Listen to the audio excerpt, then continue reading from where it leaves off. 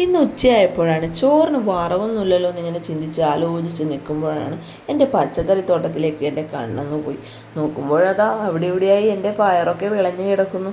വളരെ സന്തോഷം. ഓരോന്നോരോന്നായി ഞാനിങ്ങ് പറിച്ചെടുത്തു. ഒന്ന് കഴിഞ്ഞാൽ മറ്റൊരിടത്തേക്ക് നോക്കുമ്പോൾ അവിടെയും ഉണ്ട് കേട്ടോ. ഇതൊന്നും കാര്യമായി ഞാൻ ശ്രദ്ധിച്ചില്ല. എൻ്റെ മോനും കൂടെയുണ്ട്. അവനിതൊക്കെ ഇങ്ങനെ നോക്കുന്നുണ്ട് കേട്ടോ.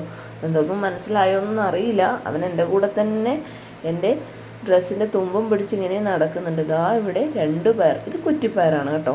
ഇതിങ്ങനെ വള്ളിയായിട്ടൊന്നും വളരാറില്ല, കുറ്റിപ്പയറാണ്. അവിടുന്ന് എനിക്ക് കിട്ടി 2 എണ്ണം. ഇതാ കിട്ടി വീണ്ടും 2 എണ്ണം. ഇങ്ങനെ അവിടെ ഇവിടെയൊക്കെ ഇതിൻ്റെ ഇലയൊക്കെ മാറ്റി നോക്കുമ്പോൾ ആദ്യമേ ഉണ്ടായ കുറേ പയറൊക്കെ എനിക്ക് കിട്ടി. കണ്ടപ്പോൾ എനിക്ക് തോന്നി അതൊക്കെ മൂത്ത പയറായിരിക്കുന്നതാണ്. പക്ഷേ വച്ചപ്പോഴല്ലേ മനസ്സിലായത് ആളൊക്കെ നല്ല താനി ചള്ള് നാടൻ പയറാണ് കേട്ടോ. എൻ്റെ ആദ്യത്തെ വിളവാണിത്. വളരെ സന്തോഷം. ഈ വിളവൊക്കെ കാണുമ്പോഴും ഇതാദ്യമായി കഴിക്കുമ്പോഴും ഏറ്റവും സന്തോഷം എന്താണെന്ന് വെച്ചാൽ എൻ്റെ മകൻ എൻ്റെ പച്ചക്കറി ആദ്യമായിട്ട് കഴിക്കുന്നതാണ് കേട്ടോ നട്ടുണ്ടാക്കിയത്. അത് വളരെ സന്തോഷമുള്ളൊരു കാര്യമാണ്. ഞാൻ അവിടെ ഇവിടെയൊക്കെ നോക്കി ഉച്ചയാകുമ്പോൾ എനിക്ക് കുറച്ച് പയർ കിട്ടി. ഞാൻ അതങ്ങ് എടുത്ത് തോരൻ വെക്കാമെന്ന് വിചാരിച്ചു. തോരൻ എന്ന് വെച്ചാൽ നമ്മുടെ ഇവിടെയൊക്കെ വറവ് എന്നാണ് പറയാറ്. പക്ഷെ വെച്ച് വന്നപ്പോൾ അത് നല്ല മെഴുക്ക് പുരട്ടിയായി എന്ന് വേണം പറയാൻ. നല്ലൊരു രുചിയുള്ള മെഴുക്ക് പുരട്ടി. എന്തുണ്ടാക്കിയാലും അതിൻ്റെ അവകാശവാദങ്ങളൊക്കെ നമ്മുടെ മക്കൾക്കാണല്ലേ.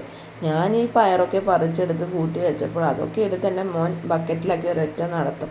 അത് അവൻ്റെ കയ്യിൽ നിന്ന് തട്ടിയെടുത്ത് കൊണ്ടുപോയി നല്ലൊരു മെഴുക്ക് പുരട്ടിയാക്കി വരുമ്പോഴേക്കും വളരെ സന്തോഷം. അതും കൂട്ടി എൻ്റെ മകന് ഞാനങ്ങ് ചോറ് കൊടുത്തു കേട്ടോ. ഞാനും കഴിച്ചു. അതിലേറെ സന്തോഷം തന്നെ, അതുപോലെ തന്നെ അഭിമാനവും. കൃഷി എന്നത് അന്യം നിന്ന് പോയിക്കൊണ്ടിരിക്കുന്ന ഈ കാലഘട്ടത്തിൽ കൃഷിയിലേക്ക് കടന്നു വന്ന് നമ്മുടെ മക്കളെയൊക്കെ ഇതൊക്കെ ഒന്ന് പഠിപ്പിച്ച് വരുമ്പോൾ കിട്ടുന്ന ഒരു സന്തോഷമുണ്ടല്ലോ, അതൊന്ന് വേറെ തന്നെയാണ്, പറയാതിരിക്കാൻ വയ്യ. മണ്ണറിഞ്ഞ് നമ്മുടെ മക്കൾ വളർന്നേ പറ്റൂ. അതിന് നമ്മൾ തന്നെ മുന്നിട്ടിറങ്ങണം. നമ്മളെ കണ്ടാണല്ലോ നമ്മുടെ മക്കൾ വളർന്നു വരുന്നത്.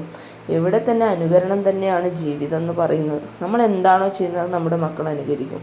അതുകൊണ്ട് തന്നെ ഞാൻ അങ്ങ് തീരുമാനിച്ചു, മക്കൾക്ക് കൃഷിയും മണ്ണും അറിഞ്ഞ് വളരട്ടെ എന്ന് കരുതി കുറേ പച്ചക്കറികളങ്ങ് നട്ടു.